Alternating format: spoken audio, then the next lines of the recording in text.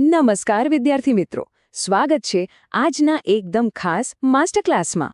જો UPSC, GPSC, GSSB, CCE કે પીએસઆઈની પરીક્ષા પાસ કરવાનું તમારું સપનું છે તો આજના સેશનમાંથી તમારા માર્ક્સ પાક્કા સમજી લેજો.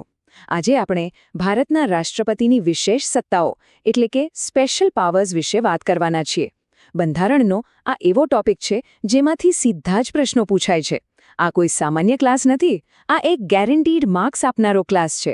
તો ચાલો પૂરા ઉત્સાહ સાથે શરૂ કરીએ. આજનો આપણો સિલેબસ છે: પહેલું કારોબારી સત્તાઓ, બીજું કાયદાકીય અને વીટો સત્તાઓ, ત્રીજું વટહુકમની સત્તા, ચોથું ક્ષમાદાનની સત્તા, પાંચમું પરીક્ષાના ટ્રેપ્સ અને છેલ્લે એમસીક્યુ પ્રેક્ટિસ. વિભાગ 1 સાર્વભૌમ સત્તાઓ એટલે કે સોવરન પાવર્સ. ભારતના રાષ્ટ્રપતિ દેશના સર્વોચ્ચ વડા છે. તેમની પાસે કેટલીક સોવરિન પાવર્સ એટલે કે સાર્વભૌમ સત્તાઓ છે. આ સત્તાઓ અન્ય કોઈ પાસે નથી. જ્યારે દેશમાં સંસદ બંધ હોય ત્યારે કાયદો બનાવવાની સત્તા માત્ર રાષ્ટ્રપતિ પાસે છે. સુપ્રીમ કોર્ટ દ્વારા આપેલી ફાંસીની સજા માફ કરવાની અંતિમ સત્તા પણ માત્ર અને માત્ર રાષ્ટ્રપતિ પાસે છે.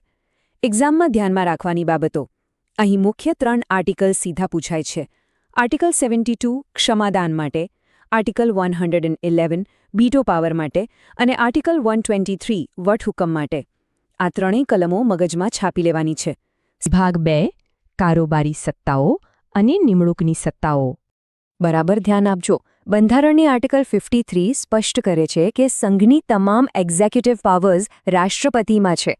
પરંતુ અહીં એક બહુ મોટી વાસ્તવિકતા છે. રાષ્ટ્રપતિ માત્ર નોમિનલ એક્ઝિક્યુટિવ એટલે કે નામ માત્રના વડા છે, જ્યારે સાચા વડા પ્રધાનમંત્રી એટલે કે રિયલ એક્ઝિક્યુટિવ છે. હવે જોઈએ કે રાષ્ટ્રપતિ દ્વારા કઈ કઈ નિમણૂકો થાય છે. વડાપ્રધાન અને મંત્રીમંડળની નિમણૂક આર્ટિકલ 75 હેઠળ થાય છે.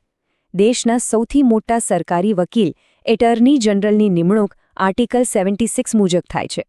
દેશના નાણાકીય હિસાબોના રક્ષક સીએજીની નિમણૂક આર્ટિકલ 148 અંતર્ગત થાય છે અને રાજ્યોના રાજ્યપાલોની નિમણૂક આર્ટિકલ 155 મુજબ થાય છે. એક્ઝામમાં ધ્યાનમાં રાખવાની બાબતો. આ બાબત બહુ વિદ્યાર્થીઓ ભૂલી જાય છે કે આ બધી જ નિમણૂકો વડાપ્રધાન અને કેબિનેટની સલાહ મુજબ જ થાય છે. રાષ્ટ્રપતિ પોતાની મરજીથી કોઈ નિમણૂક કરી શકતા નથી. સંભવિત એમસીક્યુ. સીએજીની નિમણૂક કોણ કરે છે? જવાબ છે રાષ્ટ્રપતિ. પણ કોની સલાહથી? વડાપ્રધાનની સલાહથી. વિભાગ 3 કાયદાકીય સત્તાઓ અને વીટો પાવર. સંસદમાંથી પસાર થયેલો ખરડો, જેને આપણે બિલ કહીએ છીએ, તે અંતે રાષ્ટ્રપતિ પાસે આવે છે. આર્ટિકલ 111 અંતર્ગત રાષ્ટ્રપતિ તેને મંજૂરી આપે એટલે કે સહી કરે ત્યારે જ તે કાયદો એટલે કે એક્ટ બને છે. જો રાષ્ટ્રપતિ સહી કરવાની ના પાડે તો તેને નકારાત્મક સત્તા એટલે કે વીટો પાવર કહેવાય છે. એક્ઝામમાં ધ્યાનમાં રાખવાની બાબતો. અહીં એક સૌથી મોટી બાબત એ છે કે ભારતના રાષ્ટ્રપતિ પાસે અમેરિકન રાષ્ટ્રપતિ જેવો ક્વોલિફાઈડ વીટો નથી. આ પ્રશ્ન સીધો એક્ઝામમાં આવી શકે છે. યાદ રાખજો, બિલ અને એક્ટ વચ્ચેનો તફાવત માત્ર રાષ્ટ્રપતિની સહી છે. ચાલો આત્યંતિક વીટો એટલે કે એબ્સોલ્યુટ વીટો અને નિલંબનકારી વીટો એટલે કે સસ્પેન્સિવ વીટો વચ્ચેનો તફાવત સમજીએ. એબ્સોલ્યુટ વીટોમાં રાષ્ટ્રપતિ ખરડા પર સહી કરવાની સીધી ના પાડી દે છે અને ખરડો ત્યાં જ રદ થઈ જાય છે. રિયલ લાઈફમાં આનો ઉપયોગ સામાન્ય રીતે પ્રાઇવેટ મેમ્બર બિલ એટલે કે ખાનગી સભ્યના ખરડા પર થાય છે. બીજો છે નિલંબનકારી વીટો એટલે કે સસ્પેન્સિવ વીટો. આમાં રાષ્ટ્રપતિ ખરડાને પુનઃવિચારણા માટે સંસદને પાછો મોકલે છે. પરંતુ જો સંસદ એ જ ખરડો ફરીથી પસાર કરીને મોકલે તો રાષ્ટ્રપતિએ સહી કરવી ફરજિયાત છે.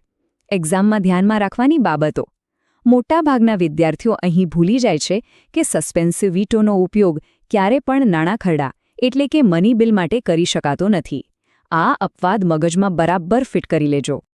હવે વાત કરીએ રાષ્ટ્રપતિની સૌથી મૌન તાકાત વિશે, જે છે પોકેટ વીટો. આ સત્તા હેઠળ રાષ્ટ્રપતિ ખરડા પર સહી પણ નથી કરતા, ના પણ નથી પાડતા અને પાછો પણ નથી મોકલતા. બસ અનિશ્ચિત સમય માટે ખરડાને પોતાના ખિસ્સામાં મૂકી દે છે.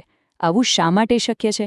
કારણ કે ભારતના બંધારણમાં રાષ્ટ્રપતિએ કેટલા સમયમાં સહી કરવી તેની કોઈ ટાઈમ લિમિટ જ નથી.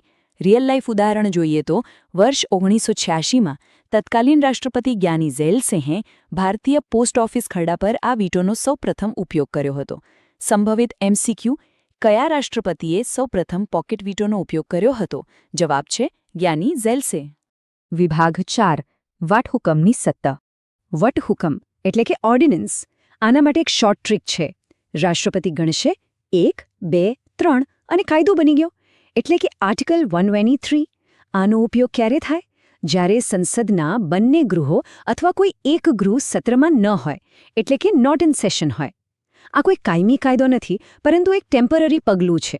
એક્ઝામમાં ધ્યાનમાં રાખવાની બાબતો. યાદ રાખજો, વટહુકમ પણ કેબિનેટની સલાહથી જ બહાર પડે છે. તે રાષ્ટ્રપતિની પોતાની મરજીથી થતો નથી. આ માહિતી બરાબર મગજમાં છાપી લેજો. વટહુકમનું મહત્તમ આયુષ્ય એટલે કે મેક્સિમમ લાઈફ કેટલી છે? 6 મહિના પ્લસ 6 અઠવાડિયા. શા માટે? કારણ કે 2 સત્રો વચ્ચેનો મહત્તમ સમય 6 મહિના હોઈ શકે છે અને સંસદ ફરી શરૂ થાય ત્યારથી 6 અઠવાડિયામાં તેને મંજૂરી મળવી ફરજિયાત છે. એક્ઝામમાં ધ્યાનમાં રાખવાની બાબતો. પરીક્ષા ખંડમાં ઓપ્શન ધ્યાનથી વાંચજો. જો પ્રશ્ન પૂછે કે મહત્તમ આયુષ્ય કેટલું, તો 6 મહિના અને 6 અઠવાડિયા. પણ જો એમ પૂછે કે સંસદ શરૂ થયા પછી કેટલા સમયમાં મંજૂરી જરૂરી છે, તો જવાબ માત્ર 6 અઠવાડિયા આવશે. આ બાબત બહુ વિદ્યાર્થીઓ ભૂલી જાય છે.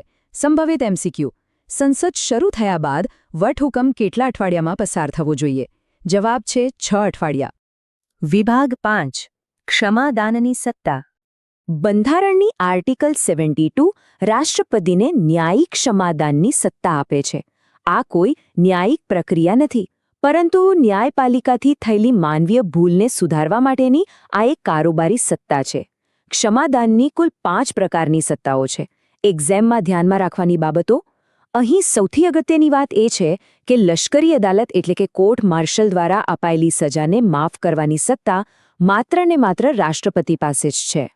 ચાલો, આ સત્તાઓ વચ્ચેનો તફાવત બરાબર સમજીએ. પહેલું છે પાર્ડન એટલે કે ક્ષમા.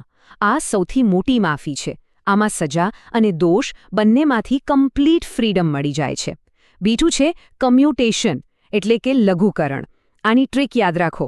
કમ્યુટેશનમાં સજાનું કેરેક્ટર બદલાય છે, એટલે કે ચેન્જ ઓફ નેચર. ઉદાહરણ તરીકે, જો કોઈને ફાંસીની સજા મળી હોય તો તેને આજીવન કેદમાં ફેરવવી. સજાનું સ્વરૂપ કઠોરમાંથી હળવું થાય છે. હવે જોઈએ રેમિશન અને રેસ્પાઇટ. રેમિશન એટલે પરિહાર. ટ્રીક યાદ રાખો, રેમિશન એટલે રિડ્યુસ ટાઈમ. આમાં સજાનું સ્વરૂપ બદલ્યા વિના માત્ર સમય ઘટાડવામાં આવે છે. ઉદાહરણ તરીકે, 10 વર્ષની સખત કેદને 5 વર્ષની સખત કેદ કરવી. અહીં સખત કેદ સખત જ રહે છે. અને રેસ્પાઇટ એટલે વિરામ. ટ્રીક: રેસ્પાઇટ એટલે સ્પેશિયલ રીઝન. કોઈ વિશેષ કારણસર મૂળ સજાને હળવી કરવી. ઉદાહરણ તરીકે, જો કોઈ સ્ત્રી ગુનેગાર પ્રેગ્નન્ટ હોય અથવા કોઈ કેદી ફિઝિકલી ડિસેબલ્ડ એટલે કે વિકલાંગ થઈ જાય ત્યારે આ સત્તા વપરાય છે. આ પ્રશ્ન સીધો એક્ઝામમાં આવી શકે છે. 5મી સત્તા છે રિપ્રીવ એટલે કે પ્રવિલંબન.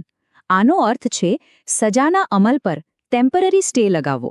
ખાસ કરીને ફાંસીની સજા રોકવા માટે આનો ઉપયોગ થાય છે, જેથી ગુનેગારને ક્ષમાયાચના કરવા સમય મળી શકે.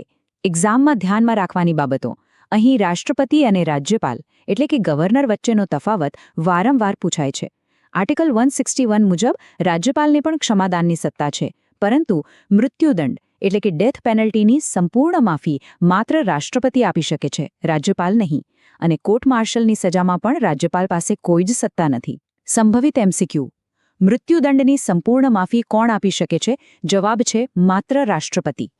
વિભાગ 6: એક્ઝામ ટ્રેપ્સ અને ક્વિક રીકેપ. ચાલો જોઈએ પરીક્ષકો તમને ક્યાં ફસાવી શકે છે. જુઓ આ 4 એક્ઝામ ટ્રેપ્સ. ટ્રેપ 1: પેપરમાં શબ્દ હશે ડિસ્ક્રિશનરી એટલે કે સ્વવિવેકાધીન. યાદ રાખજો, રાષ્ટ્રપતિની મોટાભાગની સત્તાઓ કેબિનેટની સલાહનું બંધન ધરાવે છે. ટ્રેપ 2: જો પ્રશ્નમાં મની બિલ શબ્દ હોય તો સસ્પેન્સિવ વીટોનો ઓપ્શન ક્યારેય ન આવે.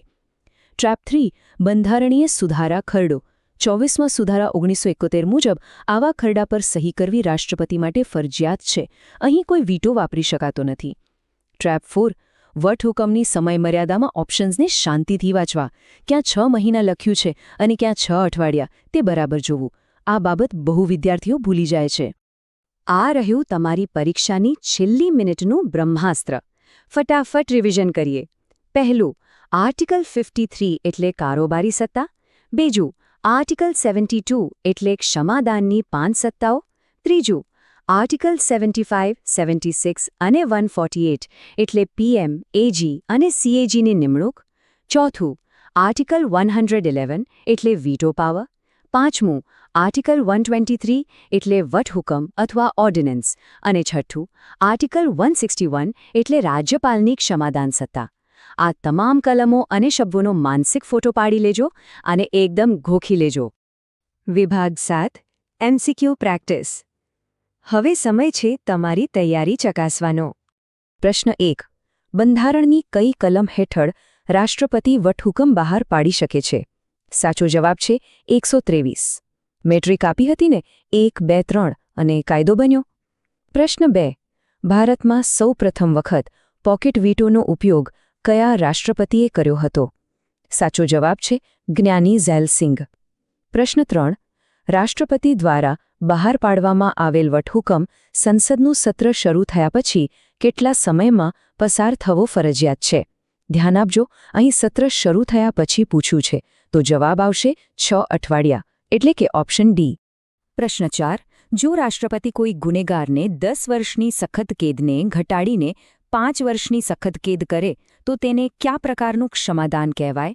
અહીં સજાનું સ્વરૂપ બદલાયું નથી, માત્ર સમય ઘટ્યો છે, એટલે જવાબ આવશે પરિહાર, એટલે કે રિમિશન, ઓપ્શન સી. પ્રશ્ન 5. નીચેનામાંથી કઈ સત્તા માત્ર રાષ્ટ્રપતિ પાસે છે પરંતુ રાજ્યપાલ પાસે નથી? પહેલું, ફાંસીની સજાની માફી. બીજું, લશ્કરી અદાલતની સજા માફી. ત્રીજું, વટહુકમ. રાજ્યપાલ વટહુકમ પાડી શકે છે કલમ 213 મુજબ, પરંતુ ફાંસી અને લશ્કરી અદાલત માફ નથી કરી શકતા, એટલે જવાબ આવશે ઓપ્શન સી, 1 અને 2 બંને. જો તમને આ વિડીયો ઉપયોગી લાગ્યો હોય તો લાઇક કરજો, તમારા મિત્રો સાથે શેર કરજો અને આવી જ એક્ઝામ ઓરિએન્ટેડ ગુજરાતી સમજ માટે ચેનલને સબસ્ક્રાઇબ કરવાનું ભૂલતા નહીં, કારણ કે અહીં દરેક ટોપિક ડિટેલમાં, રિયલ લાઇફ એક્ઝામ્પલ સાથે અને એક્ઝામ ફોકસ સાથે સમજાવવામાં આવે છે. આગળના વિડીયોમાં આપણે આ વિષયનો આગળનો ભાગ સમજશું.